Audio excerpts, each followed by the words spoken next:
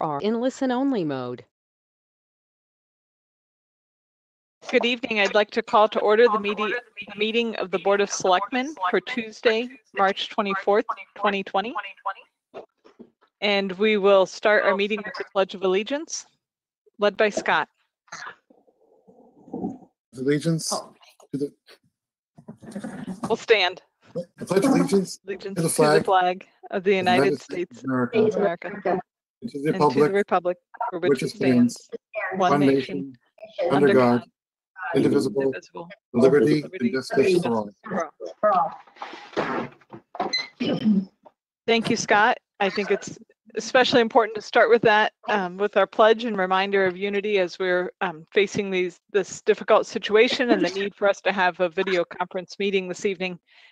Thank you to the public for your patience as we started the meeting tonight a few minutes late. And just a reminder for anyone who has called in to listen or to possibly speak this evening to please mute your phone or webcam until it's time for you to speak. And if you would like to be able to contact us during the meeting, if you go to our agenda on the town's website, you can find the link to connect to our meeting online. This is also being broadcast on Westford Cat. So our first item for this evening is an update for the community on the coronavirus situation and the impact on residents of town operations during this period. And the first item that we have here relates to the opening of the Westford Community Garden. So last week we discussed it and a little bit, and I wanted to bring back this evening a proposal and some thoughts that the garden leaders had put together.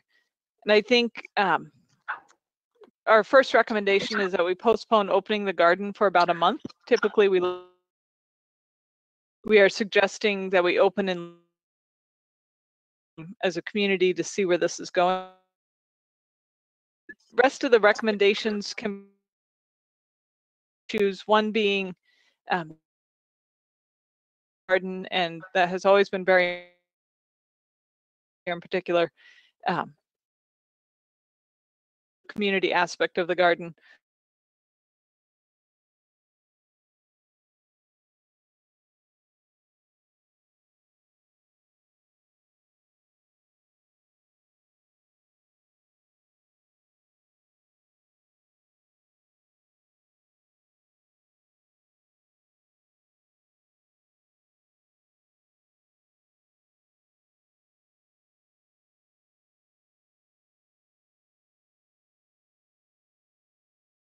Set of changes have to do with shared equipment or anything where gardeners are touching the same spots. And so the biggest two being the garden gates.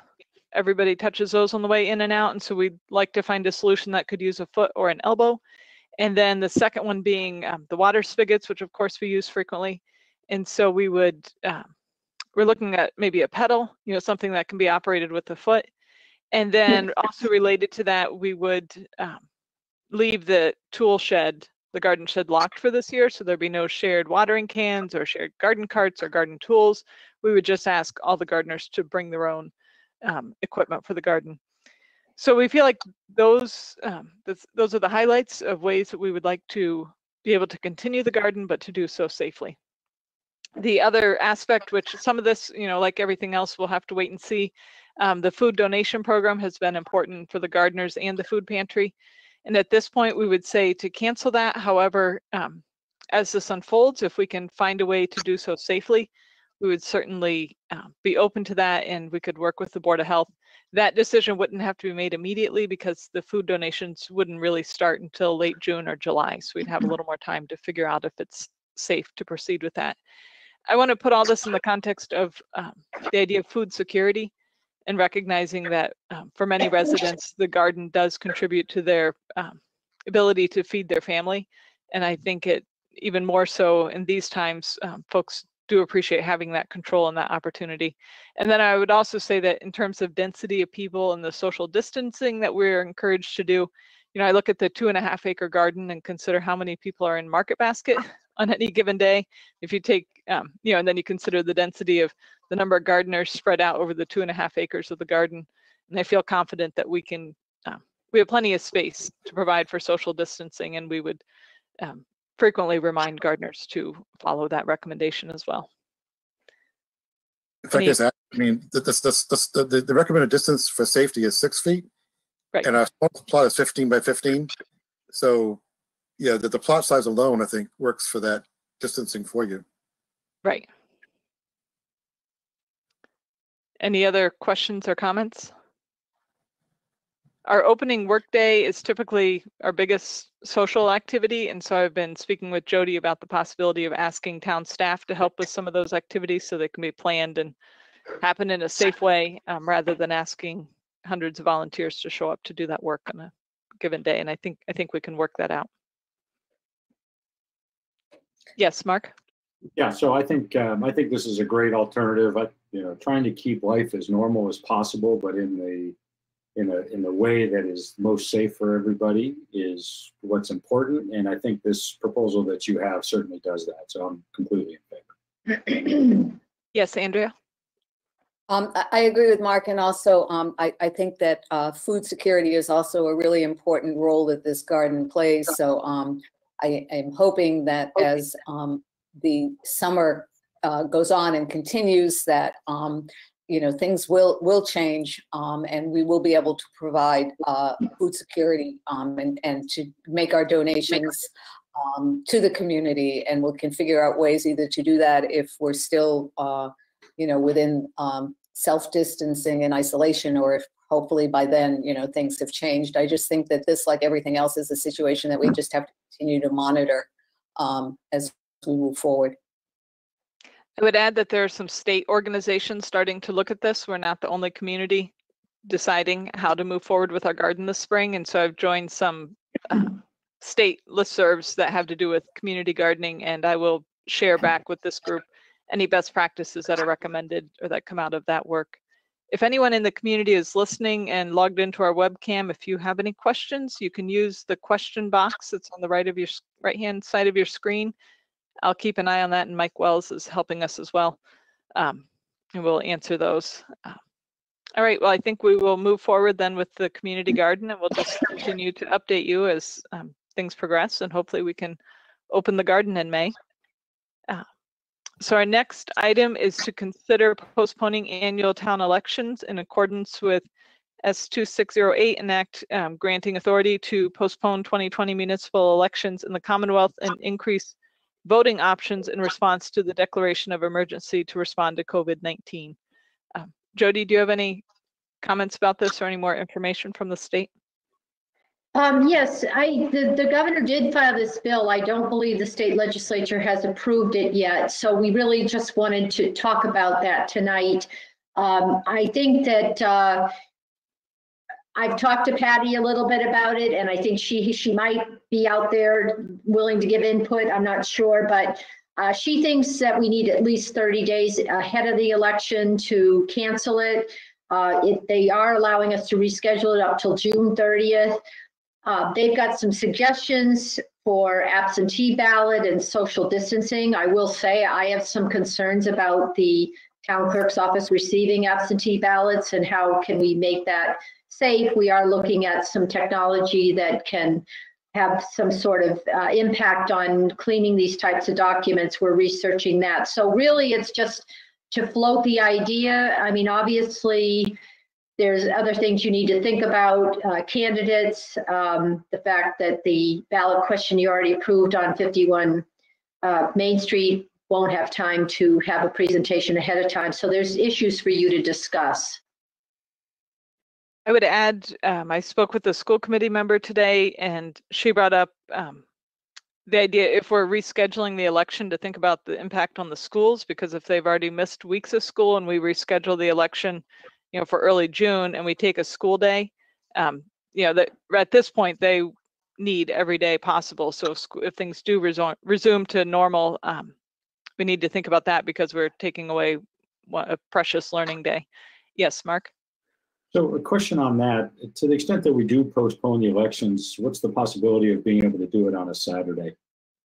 That was my question too, Mark. Right, I think that's a reasonable suggestion. Is there any reason we couldn't do it on a Saturday, Jody? I'm not positive about that. I think Patty is attending. Patty, can you speak to that? If she can't, she's texting me. Okay. She said the bylaws, but I don't know. I mean, those are things we'll have to look at. So I think, you know, if you think of questions or you have them tonight, we can revisit them at the next meeting and put it on that agenda.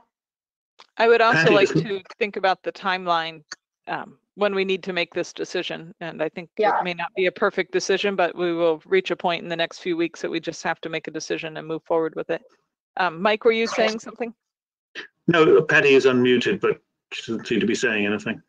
Okay. Well, she said she's got to check the bylaws and she thinks that you can change it. She thinks that it's 30 days. We need to take action beforehand. So you have not approved the ballot, the warrant for the ballot right now yet. You did approve the ballot question, but that's different. So we haven't even brought that to you yet. So we'll Okay. put it on the next agenda and any questions you have, we'll answer. Tom?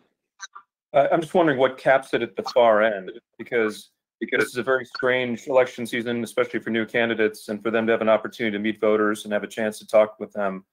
I'm wondering what stops you from having it be late in June, for example, or if there is anything.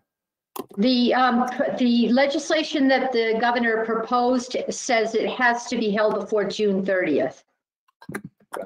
So Tom, are you suggesting right at the conclusion of the school year? Yeah, I'm thinking you can avoid the school interference question and give more time for candidates to go out and meet people if they're able to do that. So it would seem to benefit everyone if it was later, but I just want to be aware of anything that would cap it at the far side. So thanks, Jody. Any other questions or comments about moving the election date? All right. So next we have a request from the Health Department to accept Standing Council for assistance in responding to the Hi. who's on to speak about this.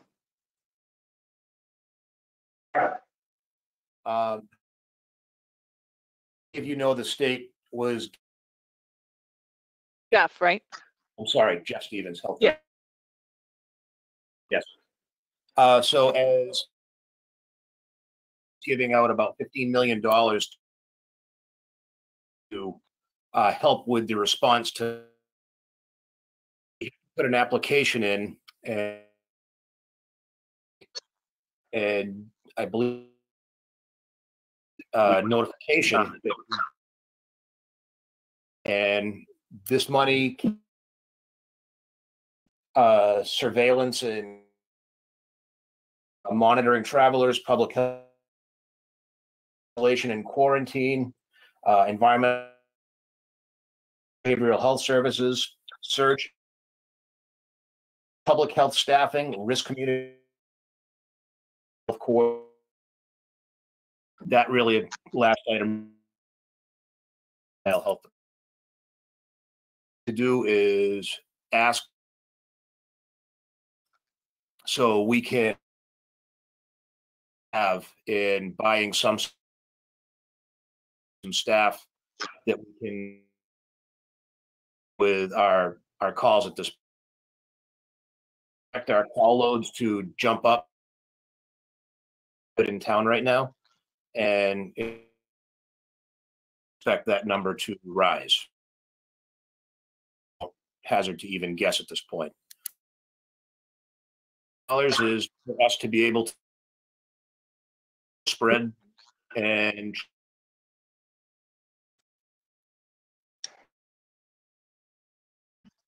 Excuse me, Andrea, would you? No, Actually, what we're asking you to do and accept the funds because it isn't. The only thing I discussed these funds on, he did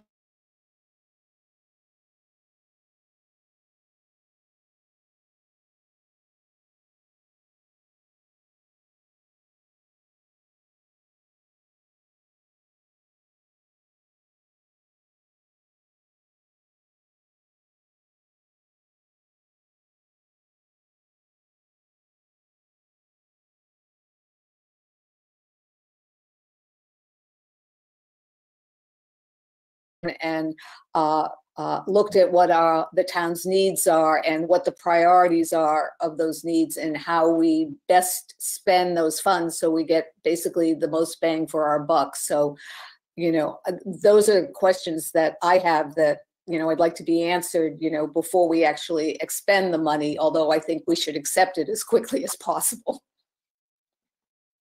Right, and I had similar questions about recognizing that we may have a surge in staffing in other departments as well. I think Tom brought up last week the concern about the senior center and recognizing if that population is particularly affected by this. So just making sure that, you know, Jeff, you know, between the Board of Health and the other departments in town, that we are aware of what the highest needs are and we make sure we allocate that money to the highest need. Yes, Tom? Just related to that and a point that I made earlier, and Jeff, thank you for all the great work you're doing and the whole Board of Health and Health Department team. I do think it would be helpful maybe in the next meeting if you could let us know what communities you're tracking that are maybe a little bit further along in the curve than we are right now. I just am checking other communities that are further along that have more cases reported and taking a look at some of the resources and some of the actions they're taking. I just think if we had a market basket of communities like that we could reference, it would just help us get a little bit ahead of the curve, because there's a lot of communities now that are, you know, weeks ahead of where we are in terms of the infection curve. So a suggestion, or maybe an opportunity for you to comment, Jeff, on how you're tracking other communities to get ahead of this. Thank you, Tom, and I can certainly try to look into that. One thing the state does is they report by county and not necessarily by community, which I'll then have to reach out to maybe our market basket towns and see what communities would be willing to share what they have for cases with us. But I don't mind looking into doing that and see what I can come up with. Just things like, I think like people that are further along the curve are often reporting the number of cases on the main COVID-19 landing page on the sites. Just little tips we can pick up that'll help the public understand better what's going on. Yeah, I can certainly do that. Thanks, Tom. Thank you, Jeff. Any other questions or comments? Jody, do we need a motion to accept the funds? Do I have a motion? And approve the agreement. Okay. Move to accept the funds and approve the agreement. Thank you. Second. Second. Thank you, Tom. Any further discussion? And I'm just checking to see if we had any public. I don't see any questions here. All those in favor, let's do a roll call vote. Tom? Aye. Mark? Aye. Andrea? Aye. Tom, Scott? Aye. Aye. Thank you. Our next item, Jody, do you want to do the fourth item there, the thank yous? Sure, and I also have a little update if you'd like me to give you that afterwards, but I think Yes. our community, as usual, has really come through for us, and I'd like to issue a thank you note on behalf of the board and sign that tomorrow. But I wanted to list some of the things that have been donated to the town. If I can, Nokia gave us 40 N95 masks. St. Catherine of Alexandra Church gave us gloves and masks. Emerson Dental gave us 200 level 3 surgical masks and assorted gloves. The Westford Community Fund gave $500 to the Westford Food Pantry and $500 to the Cameron Senior Center. The Greater Lowell Community Foundation did the same, $500 to each of those. Neshoba Tech gave us several hundred safety glasses and goggles. Peabody Fire Chief gave us N95 masks. Deborah Brosnan, a resident, dropped off money at the police department to help them with anything that they needed. That was very generous. The Westford Chinese American Association gave us gloves, N95 masks, and hand sanitizer.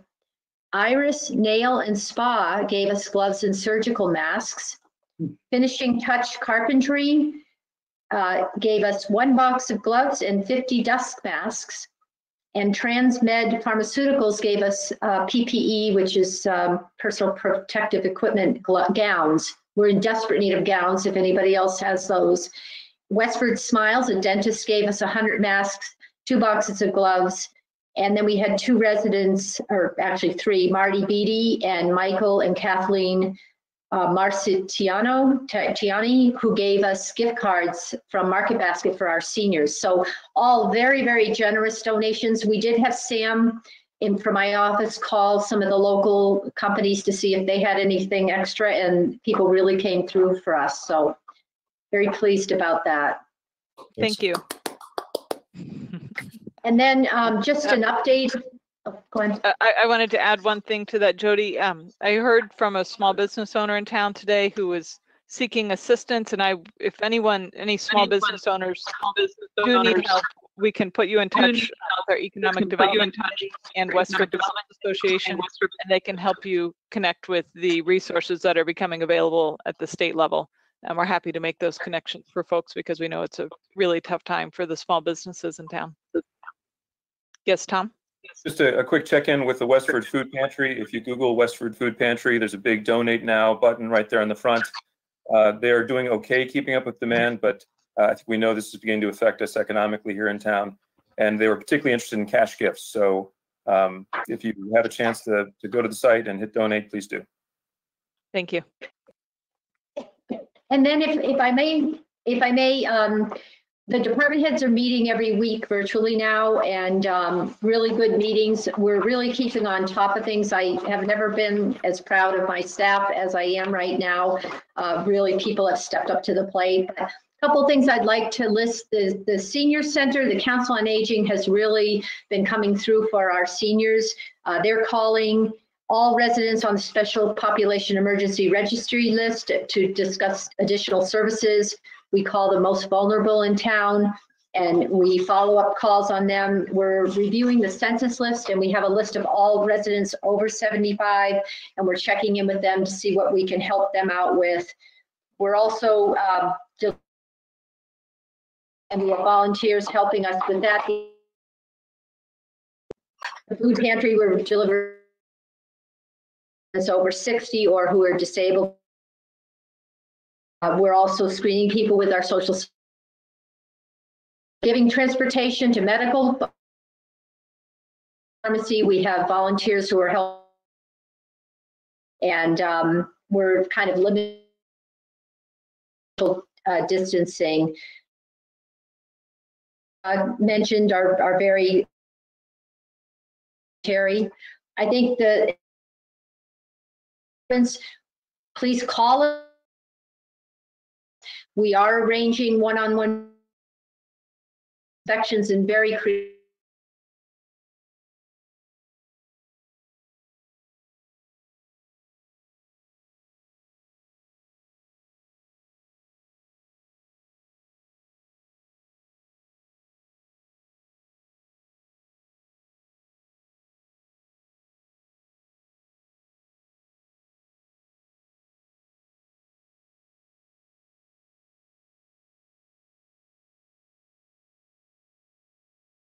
Related to this topic.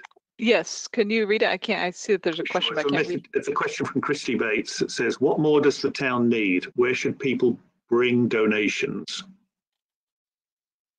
So I would say if people have donations, they can certainly email either me or Jeff Stevens, the health director, and we can arrange to have those donations delivered to the proper source. So that would be the best thing, is to reach out to us in advance so we can arrange for either picking that up from you or where you can drop it off. Great, thank you. Any other questions or comments here? Yes, Andrea? So I have one more thank you that I'd like to add, and I would like to publicly thank Jody. I mean, over the last 2 weeks, she has just, the coordination that she has done with our town staff, the caring that she has for all of her staff, the residents, all of us, is just beyond compare. She is literally working, 18 hours a day on this. So think on behalf of us and on behalf of all of the residents, Jody, we are so fortunate to have you, and thank you very much. Thank you very much. Yes, Scott? If I could just add to that. So I was out walking this weekend and maintaining my safe distance, but ran into a doctor that I know in town. And he made a point of saying the town is doing a really good job, and it's tough, but we're doing everything that he would have thought we could do. So again, to Jody and her staff, those who are professionals really are grateful for what you're trying to do here. I just have to say the staff is amazing. I mean, that Mike and the IT, I mean, the police, the fire, the people on the front lines, health, dispatch, senior center, library. I mean, really everybody has pitched in and are working very hard. So it's a great team we have here. Thank you. And I just wanted to share one other message from Governor Baker's speech yesterday that I thought was poignant and appropriate for our community. And he talked about residents, and citizens not being able to attend their Sunday services or weekend services at their churches and synagogues and mosques and temples, and talked about how many of us have a purpose in life that relates to our work and our community and volunteerism, and how even though it's difficult to accept right now, our purpose is to protect the community by maintaining social distance. And that even though we would like to be out and with our friends and community, we're really serving a greater purpose. And when we do follow the recommendations for social distancing. So thank you to everyone in the community who has been doing that. And I know it's not easy and not our favorite thing to do, but I do trust that it is effective in helping the community. All right, anything else about COVID-19? Mike, is there another question related to this? Someone asked, Kathy Lynch asked, what was the cause of the power outages? I think it was just trees blowing down on the lines, wasn't it? Yes, heavy, wet snow, right. Yep, I think honestly, it National Grid did a great job because I went to bed at 10. Scott texted me at 11 to tell me his power was out. I woke up at 7. My house was cold, but I think National Grid had power outages all over town. So I want to give them a kudos. They got the heat back on for most of us. Yes, Scott. It was nice. But at 11, we checked. It was great to watch Facebook because everyone is so attuned to each other. So my wife was on Facebook and people saying, my power's up, my power's up. Mine came back. Is yours back? And just everyone checking on everybody else. But they put out a guess of, I think, 12:45 for power to be restored. It was back around like 12:15. They were really responsive last night. So good for them. Great. Thank you. All right. Anything else about COVID-19? Mike, are we good on the questions? Can we move on? Yes, someone's posted a comment really rather than a question. So I see that. Elizabeth, Yep. I am hearing that Yes. the sound is somewhat of a problem for people. So I'm not really sure what's going on, but we can certainly try to correct that on the rebroadcast. But I'm hearing from lots of people the sound is going in and out. Okay. So is that something that we want to mute ourselves unless we're talking? Would that help potentially? Mike? yes, that will help. Yes. All right. So let's move on then to our old new business, and we are going to start with an update from Tom Clay on the Westford CAT board actions and discuss options available regarding the town's MOU with Westford CAT. Thanks, Elizabeth. Let me start off by asking if Bill, our town council, is on the line. Mike, I don't know if you can see if he's joined or have a way to patch him in, but I'm just looking here. Hold on. I don't see him on the list. No, Mike, I don't unless see him he has either. just called in. Oh, yes, I do. Yes, I do. Hold on a second. Bill, can you hear us? Oh, yes. There we go. Can you hear me? Barely. barely. I'll try to get closer. How's that? A little better. Still Little bit not better. great. So about as close as I can get. I'll speak as loudly as I can, if that's helpful. Okay. I think why don't we do our best, Bill, and I can, having spoke to you briefly before, I can fill in some of the gaps. I think Jody, yes, Jody? What I would also say, if we cannot hear Bill, he can call in with his phone and then we can hear him maybe more clearly. That's up to you. If you give me the phone number, I can call in right now. That might be better. Mike, can you get him the phone number? I can try and send him a link to call in. Yes, a phone number and a code to call in. I feel like we need a little musical interlude here. Is there something you'd like to move forward to, Elizabeth, while we're securing Bill? Um, The phone number's here on the screen. well, why don't we go ahead and we have a request from the Energy Committee to appoint Gerald DeBello to the Energy Committee's vacant position for a term expiring on June 30th, 2021. Do I have a motion to appoint him? So moved. So moved. And second, Second. any discussion? Let's do a roll call. Tom, Aye. Mark, Yes. Andrea, Yes. Scott? Aye. Aye. All right, thank you. I think we could go ahead and do the request from Healthy Westford Committee to increase their membership to 10 full members with 1 alternate, and to request to appoint the following: Alexander Hilton for a term expiring on June 30th, 2020, Jeffrey Stevens for a term expiring on June 30th, 2022, and Sean Kelly for a term expiring on June 30th, 2022. Any comments about that? I know we had spoken with Bill Harmon a few weeks ago. And I'm just going to try and turn. I think Kathy Lynch was going to be on the call. Just Kathy, if you have anything, I don't think the board has any questions. If you have anything, unmute yourself and you can speak.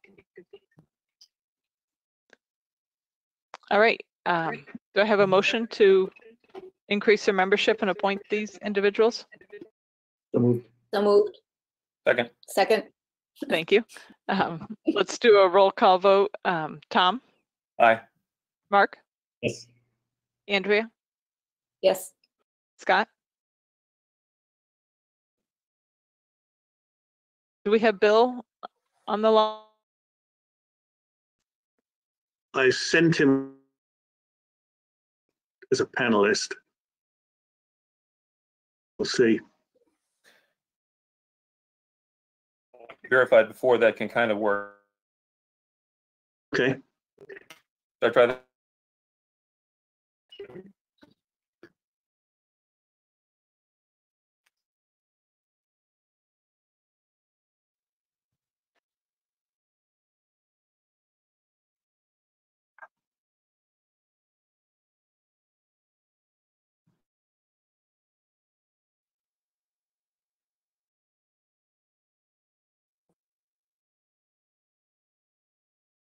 The number on the. I think you're live with the meeting. Can you guys hear Bill? Yes. Okay, Bill, can Yes. you just say hello just to do an audio check? That work for everybody?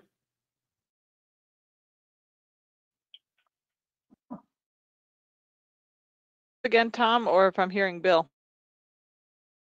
I think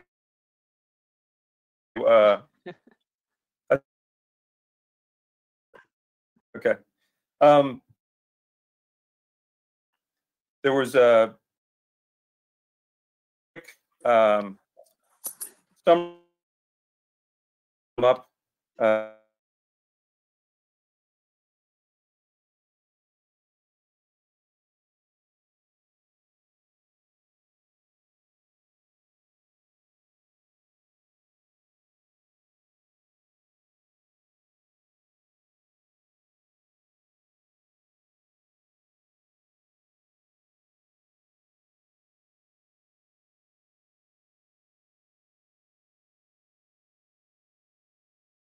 really need everyone to be pulling together when we know that we're in a position where the infection rate might grow.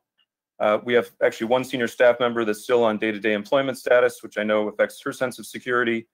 And sometimes we're seeing some sort of disciplinary issues being prioritized at a time when I think we really want our staff to feel as secure as we can. Also, recently I've developed a concern about the executive director search process. This is the most senior full-time employee at Westford Cat, and we're actually approaching a period where the Westford Cat board will have 100% turnover, entirely new members.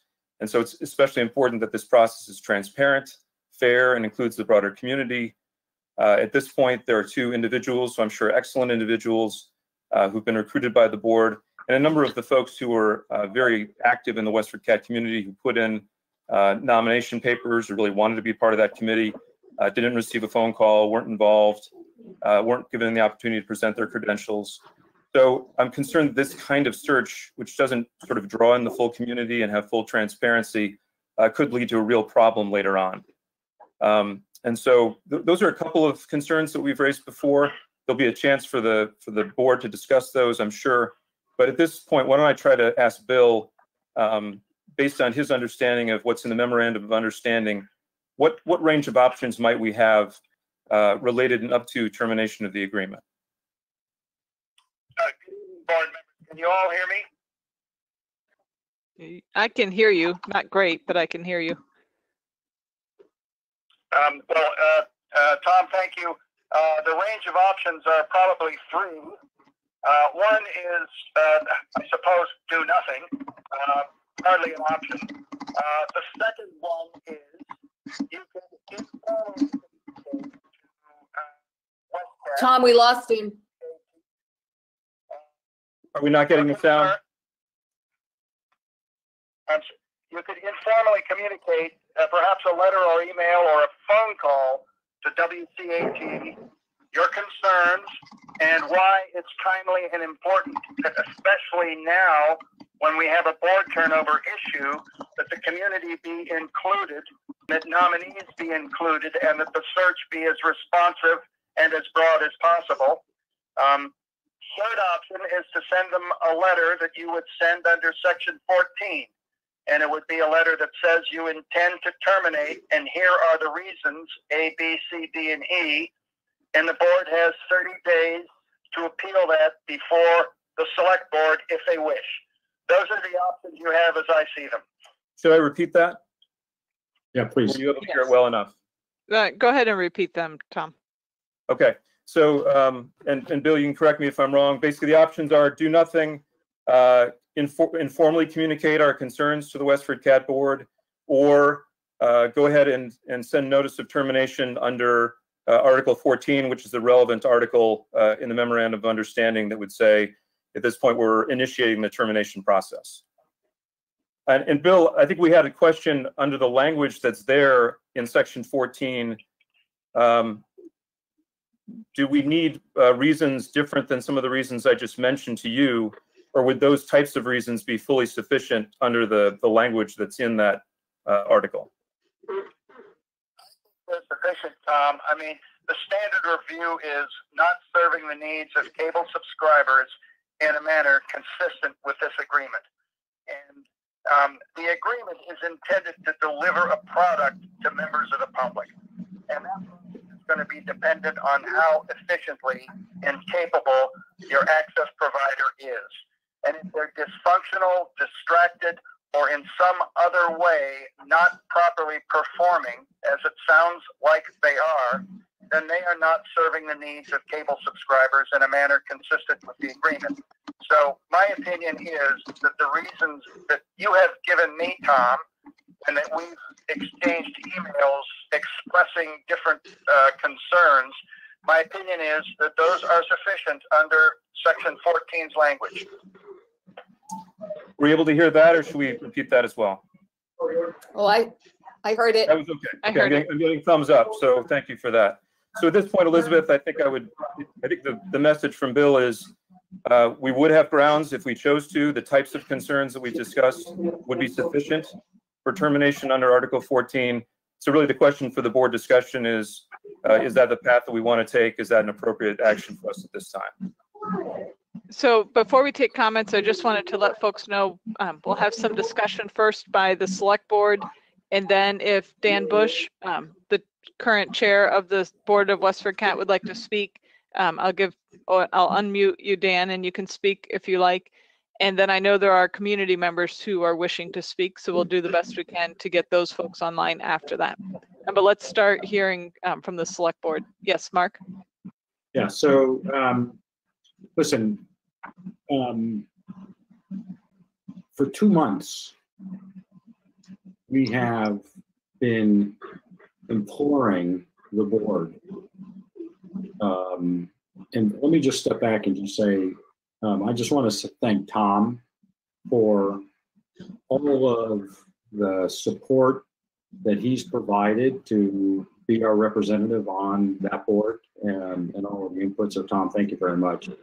But for 2 months, we've been imploring this board to act in a way that was consistent with the feedback that we had been receiving from numerous residents about how to run an organization that is meant to serve a community that at the end of the day is rather peaceful in trying to accomplish goals and tasks that the board and that the community expects out of Westford Cat. I think we've all talked about this before. Westford Cat at this point in time is the only organization where people in this town can get news.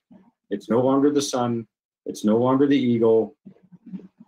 Westford Cat is the place where people go. And for 2 months, the imploring that we've had have been ignored. As a matter of fact, based on everything that I'm seeing and reading, it's gotten worse, not better. So at this point in time, I'm completely in favor of blowing up this and using the article of termination and starting fresh for something that represents what the community is looking for in a way that is professional and takes into account the input from the residents. So unless I hear something different tonight, I'm kind of done with this conversation after 2 months of things getting worse, not better. Scott? Yeah, I agree. I mean, it was more than imploring. We actually were directing Tom with a message to the board to be more open and transparent and receptive to members. And what I'm seeing is the exact opposite of that. As Tom indicated, perhaps these 2 members are great additions, but when you have volunteers who've been working for the past 2 months to get on the board and weren't even interviewed, I think that speaks volumes about intent. And I think we speak softly and carry a big stick, and I think it may be time to use that stick and blow it up. Andrea? I absolutely agree with Scott and Mark. This has gone on long enough. Tom, let me express my thanks to you as well. I know you have worked so hard on this and tried to bring a successful resolution to this. It's just not happening. Like Mark said, I'm done with this. I think that the staff that has worked so hard particularly over the last weeks in keeping our community informed, and the folks from the community who have stepped up and who have indicated that they wanted to volunteer have basically just been ignored or disciplined for reasons that I think are absolutely absurd in our times. And it is time to blow this thing up once and for all and get a board that is committed to providing the information that our residents need and also providing the support that the Westford Cat team so rightly deserves. All right, I'm just reading a few questions here. Questions coming in from the public that are being typed in. Yes, Tom. I think you're on mute. On mute. There you go. I want to make sure that any of these concerns don't get interpreted by the staff as any kind of criticism of what they've been doing. I know there's some tough language here, but I just want the staff to know that they're really pitching in and doing, we know their very, very best in difficult circumstances to keep people informed. So just wanted to draw a distinction between the staff and what they're doing and then concerns we have about the board leadership. Thank you. All right, at this point, I would like to, if Dan Bush is on the line, the president or chair of that board, if you would like to speak, Dan. Hello. Hi, yes, I've unmuted you. You can go ahead. Yeah, so again, I will also echo the support and thanks for Tom's discussion on the board. It's a challenging time. I think that there's a little bit of mischaracterization of what is going on, and I can try to address that. But I think that, you know, again, the key things that I would like to communicate is that the board has been acting very proactively in the community to not only continue to provide the service and it is that people have come to know and enjoy, but also to make quick response to the situation that we're in. We have moved quickly to recording live. We have a number of tech updates that have gone on. The news has continued unabated. We have moved to protect the employees proactively in the facility, and we made an offer to the Conservation Commission to do a program similar to the stormwater program to help the situation in the town as the building permit process is changing, you know, day by day, so that people can kind of can come to know what it is that they're doing. So we, at your request, have been in negotiations with the former news director. Those have not been as productive as we would like, but we have not ceased that discussion, as Tom can well explain. Even this morning, that conversation continued on as to how we can reconcile that situation. So again, the board has acted proactively as we are responsible to create an updated job description for the executive director and to create a search committee. And to the point that was made that that we are overlooking people's interest in serving on the committee involved. The two citizens that were brought to the committee that were not seated, and the two that were, the significant difference is that the two that were not seated are actively chairing the task force that was created to support Westford Cat's future. So that if those people are going to complete the heavy lift that we think is appropriate to Westford Cat, it's not necessarily appropriate for us to also seat them on a committee that actually limits the number of voices that would be brought into the Westford Cat future conversation. So we have on the two citizens that were put onto the executive director search committee are the former president of the board and a candidate who is the future treasurer.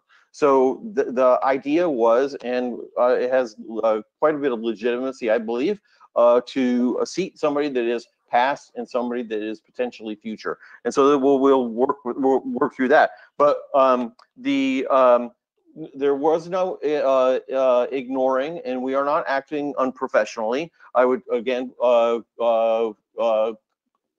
say that that's a mischaracterization of what's going on. We have tried at every step to be exceptionally professional. We have a liaison to the staff. We also, this same person, many of you know who I'm talking about, was the nomination chair, but as COVID took control, she could not act in that role effectively any longer. So we changed that role, and in so doing, there were some misses in conversations. But again, the two people that were just called out in this dialogue was that they were overlooked. They're not overlooked. They're driving the task force, which we believe is really important. So we are trying to be open and inclusive, and there is no priority. That's again, total mischaracterization for discipline. Things that occur that are inappropriate, as in any organization, as in any business, need to be documented process. But there's no effort to go out of our way to get folks into hot water. All right. So we have tried to give opportunity for folks. Again, we have tried again to support the town at every effort. Last week we did the Board of Health. broadcast live streaming right out of the box. And again, we're continuing to do stuff like that and make the investment. And so this board is doing the things that are inside of the MOU. I would think that the characterization, again, that the lawyer just made, our town council about section 14, it's one person's opinion versus another. Again, the board that Tom is serving on Tom has voted in the affirmative for each of the big decisions that the board has made, which is to put the money into reserves and restrict it, to direct the executive director to cut salary, and to terminate the news director. So we are not unanimous in this board. There are 2 people that voted against that decision, but any board president would not require unanimity. Consensus, yes. Right? And so we're trying to serve the community. We had members of the community come to us and ask for a special meeting. And we granted that as quick as we possibly could in February. They followed that meeting. Actually, that meeting hadn't even occurred, and a meeting request was asked. And the members wanted to have the ability to evaluate staff, which is totally outside of the bounds of what is acceptable. We asked them to, if they wanted to have a special meeting, to resubmit the request, and we would have it. Now, we had, I believe, 4 people ask for a subsequent request, which is not close to what is required by the board of directors, but we knew that there is interest in the community. So we quickly set a date for a special meeting, the 16th of April. Again, we had three requests on one topic and another request on a different topic. The bylaws required 10, and as I said back in February, when folks were requesting the meeting, we don't care what the bylaws say in this regard. We want to have a public meeting. But in the overall, as the MOU requires, we are acting within the bylaws at every step of the way. And some folks are not comfortable with that, and some folks are really unhappy that we're following the bylaws. But that is exactly what we were doing, following the MOU and following the bylaws. And we have acted proactively, and we've acted responsibly. And some folks in the community are upset with the decisions that we've made, but I'm sure that there are a few folks that are upset with decisions that you folks have made over the course of your terms. And I think that we have some relationship there. And again, we're trying to provide leadership, and we're also trying to provide an organization that has money to provide the services that folks are valuing in town. So I'm not trying to filibuster, but I want to make sure that all the facts get out into the open. And I appreciate the support of many people in the community, and including folks who are a little bit quiet, but say, you know what, Dan, do what you're doing. Make sure you don't raise my taxes.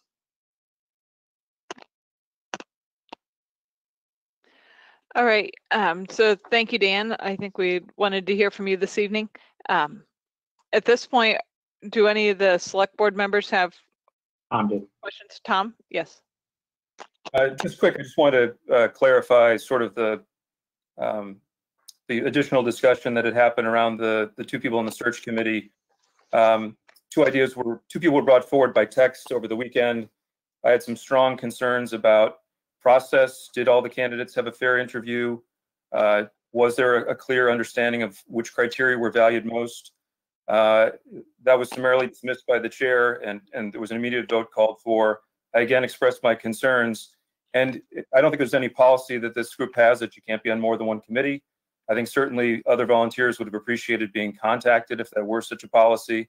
So I don't think that, I think there's been a lot of feedback that I've given that I think many of you would agree with about process and concern here, and that was definitely not observed, which is this board's right.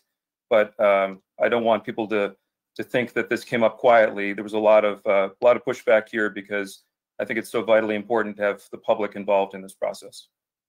Mark? Yeah, so Dan, thanks for putting in some thoughts. Listen, this is community access television. The drama that has gone on for 2 months about this is absolutely insane. I cannot, beyond in all the years that I've done boards and committees, let alone, you know, what my business life is like, this kind of drama for an organization like this that is supposed to be a part of the community feels completely not a part of the community. So I am, you know, I'll say it again, I'm done with this whole process. This board is not acting in the best interest of what community access television is supposed to be for this town in this day and age. It is way, way too much drama for what this is all about. At the end of the day, it's about people getting along, providing news to a 23,000 person town. That's it. Okay, and I know we have revenue issues. We have, you know, we have a $120 million budget in town. I think we can figure this out. This piece can be figured out over a period of time. But this board can't do it. It needs to be something else. So at this point, we have a few questions that have come in. I'd like to read these, and Tom, perhaps you, or if Bill's still with us, could answer some of these questions. And then I do have some residents who would like to speak as well, but I would like to answer some of these questions first because they have to do with the process. So one of the questions is, what happens if we terminate the MOU? Do we have no cable access television anymore? What's, you know, where do we go from here if we do, if the termination happens?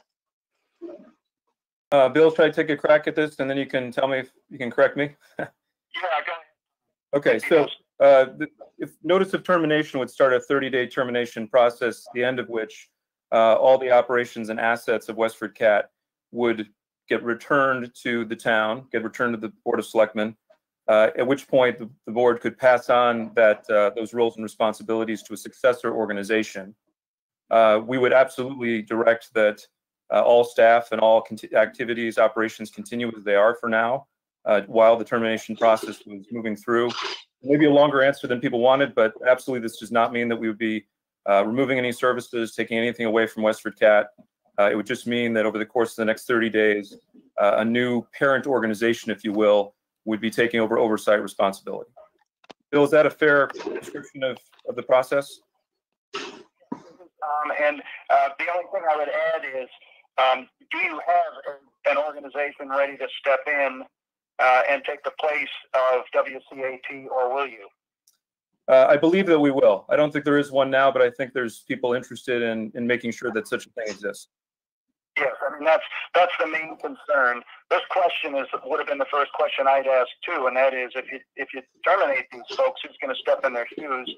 The answer is that there should be somebody ready to step into the shoes of the organization if that ultimately ends up being the decision and the result. Yep, agreed. Yep. And then I also had a question come in about the terms of the current board members and who would be moving off the board soon anyway, and is there a rotation built into there, and why can't, you know, why do we have to take this step versus letting the board turn over with their regular terms? Should I take a crack at that? Yeah. So a number of the terms have been extended or had single sort of extensions that have been added to it, and so the board, which in the charter or in the governing agreement that covers the way that Westford Cat's organized, it is supposed to be staggered terms.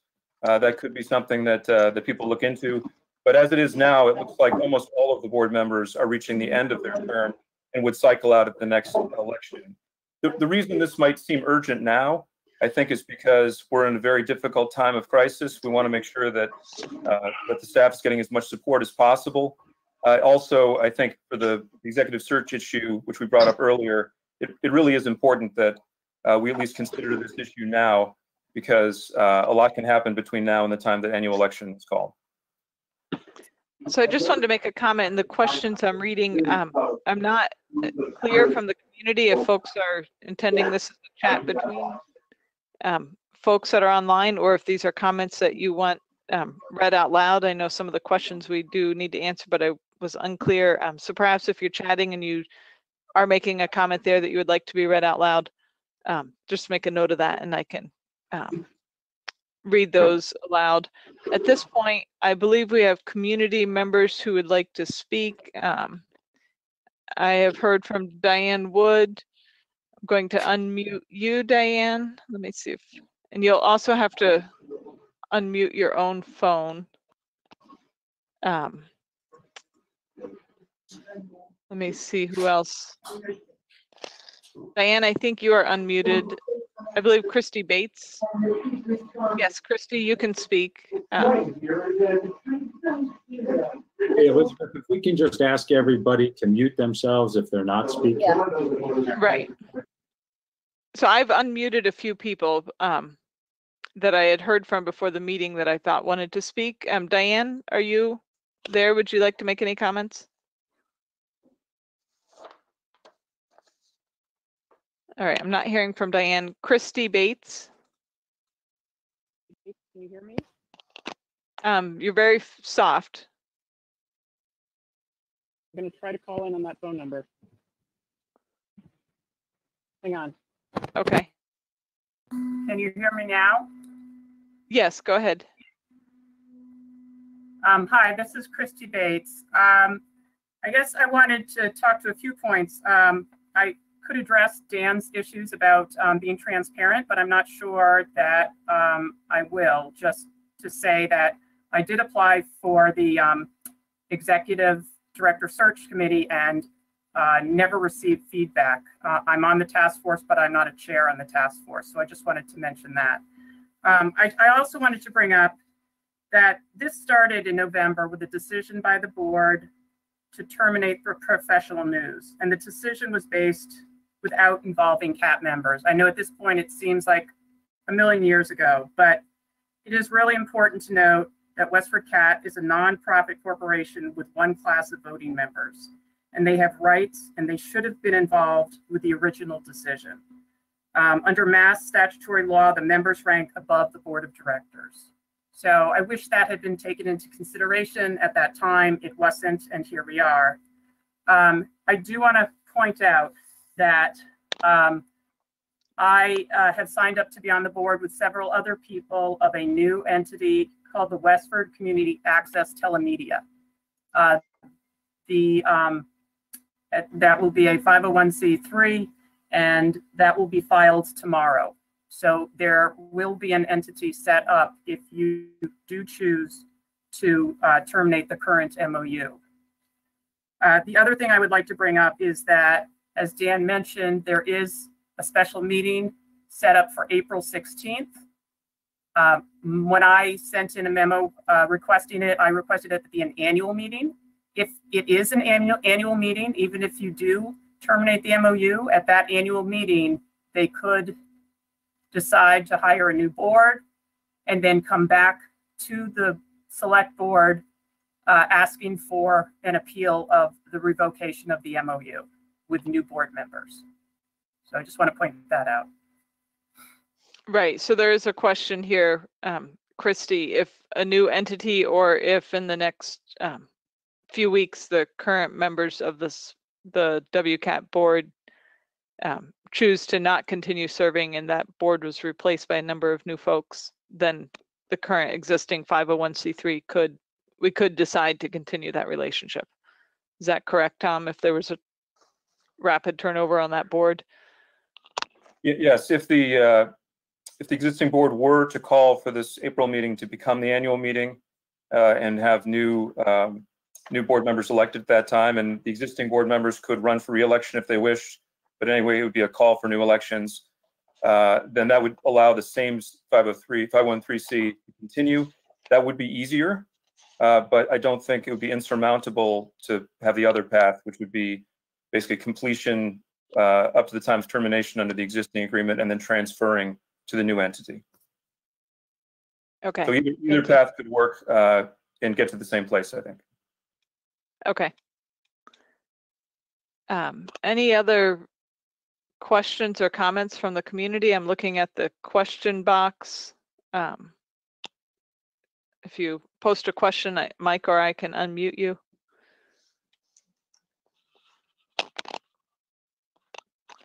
All right.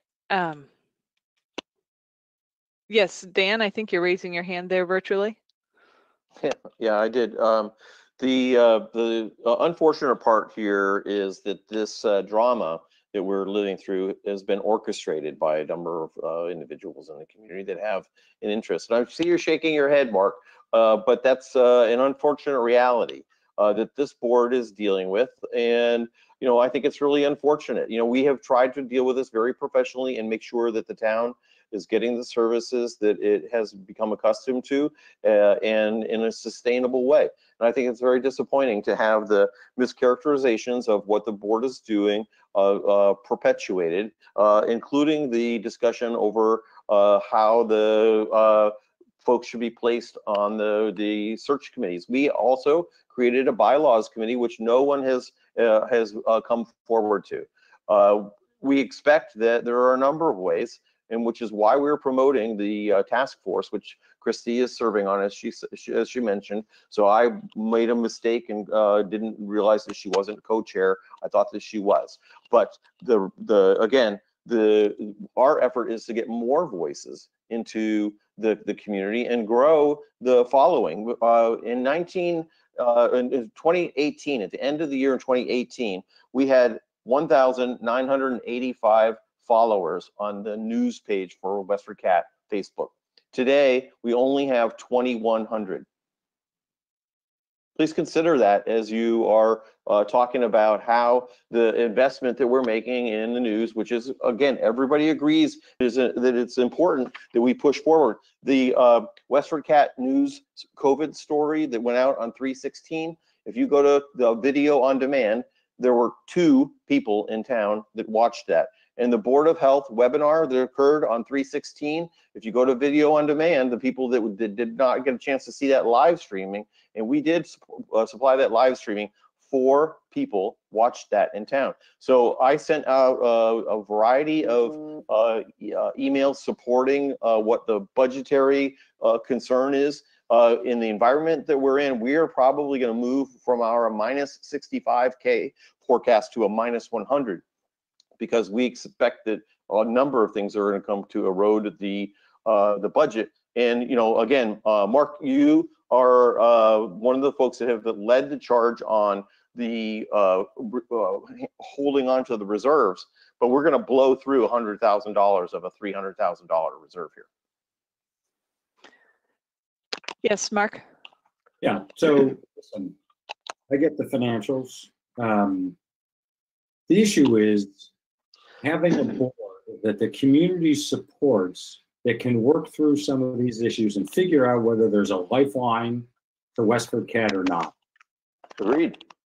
And this board has no confidence from a large majority of the people that I've talked to, and certainly for me, that they are taking into account all of the options. I would argue that the reason that maybe people aren't watching is that there isn't a lot of passion and emotion behind trying to market what it is that they're doing.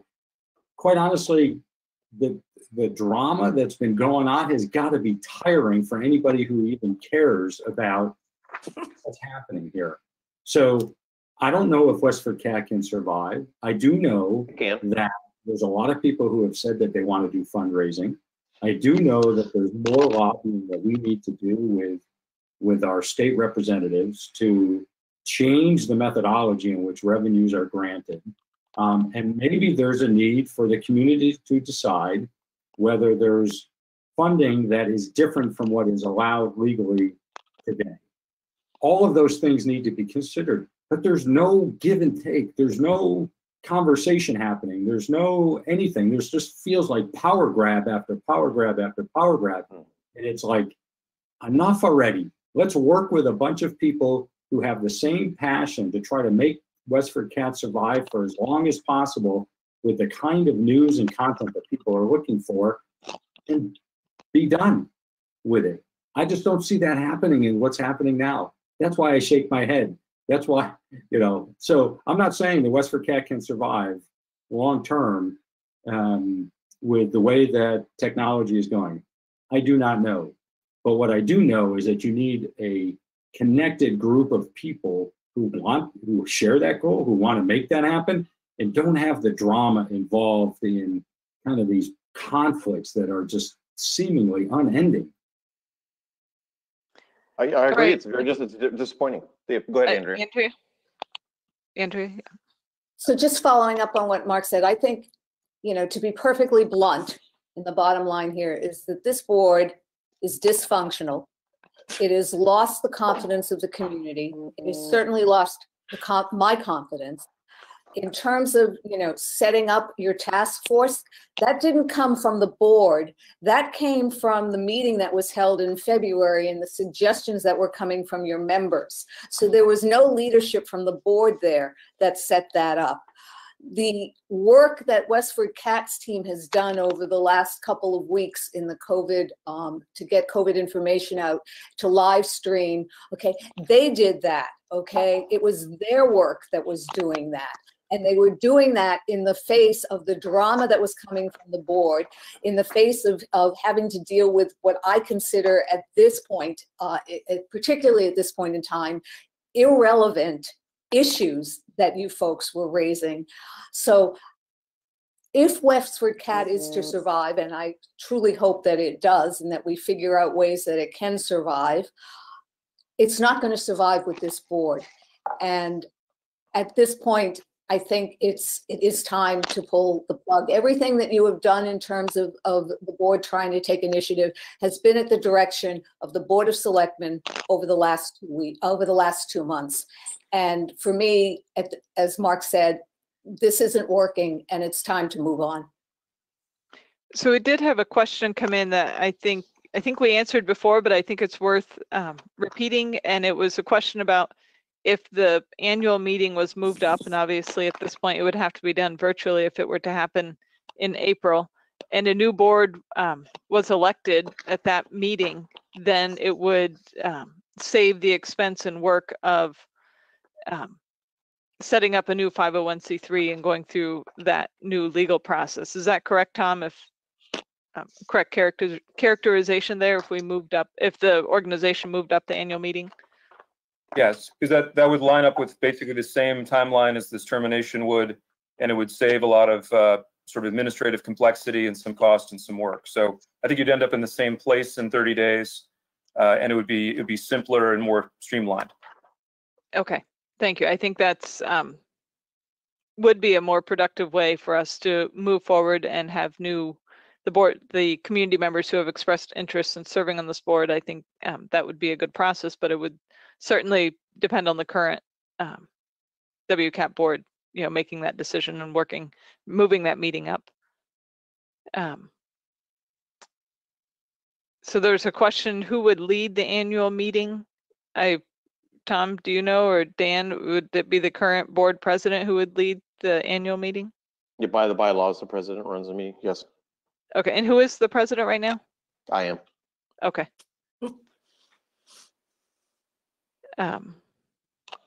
Any other comments from the select board or anyone from the community? I'm just scrolling through the questions to see if there's anything else that I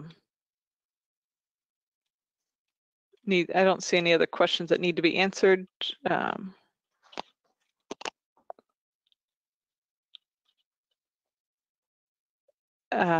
right. So I think at this point, if this is the will of our board, we would need a motion to proceed. Yes, Mark. Yeah, so Tom, through the attorney, what is the motion that should be made if we wanted to terminate the board and move forward in the way that we've been talking about? I just want to make sure the language is proper. Tom, you want me to take that? Sure, go ahead, Bill. Yes, I would recommend that it be couched as an intention to terminate under Section 14, because you are giving them 30 days to come back and appeal, and they might change their mind, or they might get a board. So I would say the motion would issue a letter and terminate under Section 14 of the memorandum of understanding. Now, Bill, we discussed this earlier, and I don't know if an alternative would be to basically issue a notice of termination or a letter of termination. There is that appeal right that exists within there. If the board would not to this today, so they may not choose to. So if the motion was to actually serve termination, is that different? Because it seems like in one case you're starting the clock on the 30-day mark, and then they have the chance to sort of reset the clock if they do choose to appeal. Yes, and I think, well, I mean, we're dealing in semantics here, so I think the agreement talks about termination. You're correct. I have suggested, I don't, Tom, I recommended in one email to you, see any obligation in here, send a follow-up letter to the to WCAT following the 30 days, telling them what you've done, but I would certainly recommend doing that. So you can call it a letter of termination, you can call it an intent to terminate, and in any event, the motion for the board would be moved that the board issue a letter of either of termination or intent to terminate under Section 14 of the Memorandum of Understanding. Okay, And thanks, Bill. within, Yeah. Mark. Yes, Mark. yeah, sorry, and just and within that motion, set an effective date of today. I think it'd be the date of receipt of the letter, Mark, which I can work with Bill on, and might be in a day or two. Am I correct, Bill? Yeah, let me see what it says in Section 14. Granted, maybe they revoke the designation as Access Corporation within 30 days written notice to Westford. So it would be days of the date of their receipt of your written notice. Okay, so I think that I don't know if any of the board members have a Mark. You were starting to make the motion an opinion of an intention to terminate or the motion or letter to terminate. Yes, Tom. I think following Bill's guidance, it could be either. I just wanted to suggest that we may want to put additional language in the motion, which is to direct, current support of current staffing during the termination period, just so I think that would give some comfort to the community and some comfort to the staff that our direction is that everything remain the same while this termination process goes through. Yeah, so let me, Yes, Mark or Bill. Were you going to speak? Yes, what I said was, I think that's a wise idea. I think that's a good thing to include in the motion and in the letter. yeah, so let me. And is there any let me just read a question here, Mark. A question about is there any way that spending can be restricted in the next 30 days while we go through this process? Mark or Tom? Yeah, I guess to Bill also. So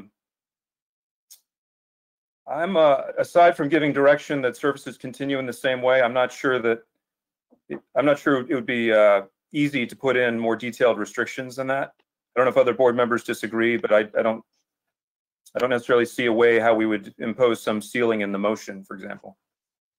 Yeah, my opinion is that there isn't under the memorandum of agreement, the board of selectmen doesn't have the power to direct their funding. That's that's a internal decision by the board of directors of WCAT. So I see no legal way to do that in the 30 days. Following termination, then you may have some powers to do that. Mark, did you have a comment?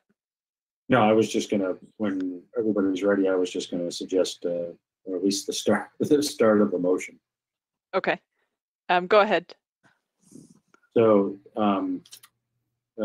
motion to, with the intention to terminate under Section 14 of the Memorandum of Understanding with Westford CAT, to be followed by a letter to be provided no later than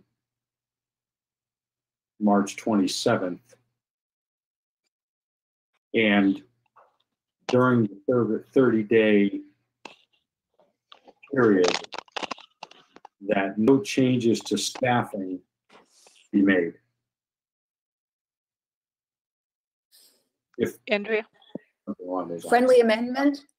Please. Bill says it sounds fine to him. How about no changes to operations, just so it's a little bit broader? That's fine. I'm fine with that friendly amendment.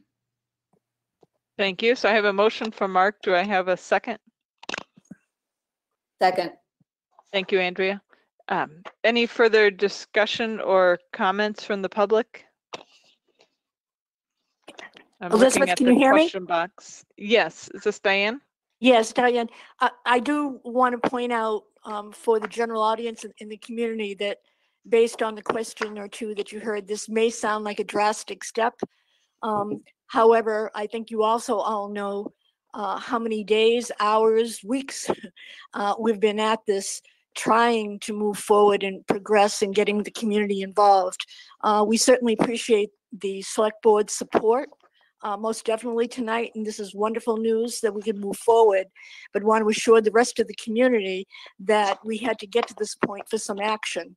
And we're all excited if this moves forward the way we hope it will.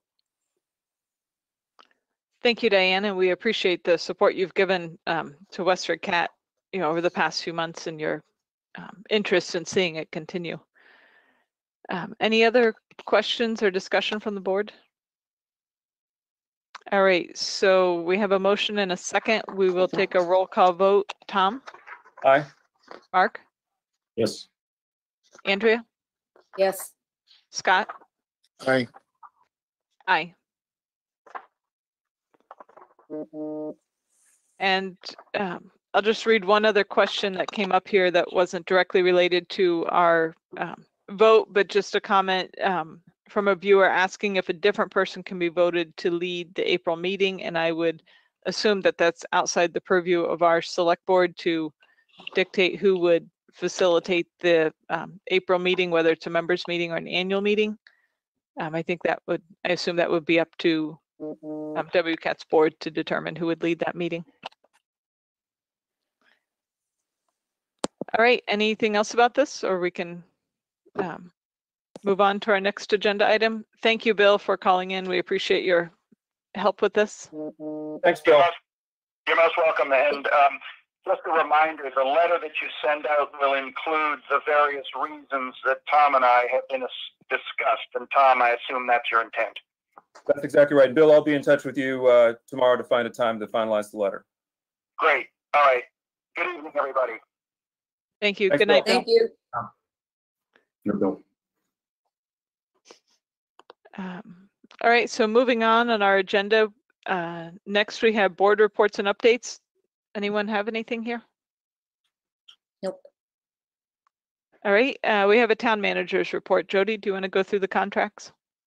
Sure. So we have a contract, a third contract amendment with Covanta for solid waste disposal services in the amount of $90 per ton. Fiscal year 22, $93.60 for fiscal year 23, and $97.34 for fiscal year 24. If you have any questions on that, Eric is in the background and will happily answer that. Environmental strategies and management for phase 2 site assessment services for 12 North Main in the amount of $64,500. And then to amend a contract with Simcox Appraisal for appraisal services on the Moore Road, Oak Hill Road, and Plain Road Improvement Project in the amount of $11,250. Mark? Yeah, so just for Eric on the Covanta contract, so can you just remind me on under what circumstances these rates can change in any given fiscal? Sure. So I presented this chart back in January. So this fiscal year, we're at 7304, and we're projecting that we're going to be at 7578 next fiscal year. The major drivers of this are obviously our tonnage. For the purposes of this analysis, we just assumed a flat tonnage for each fiscal year.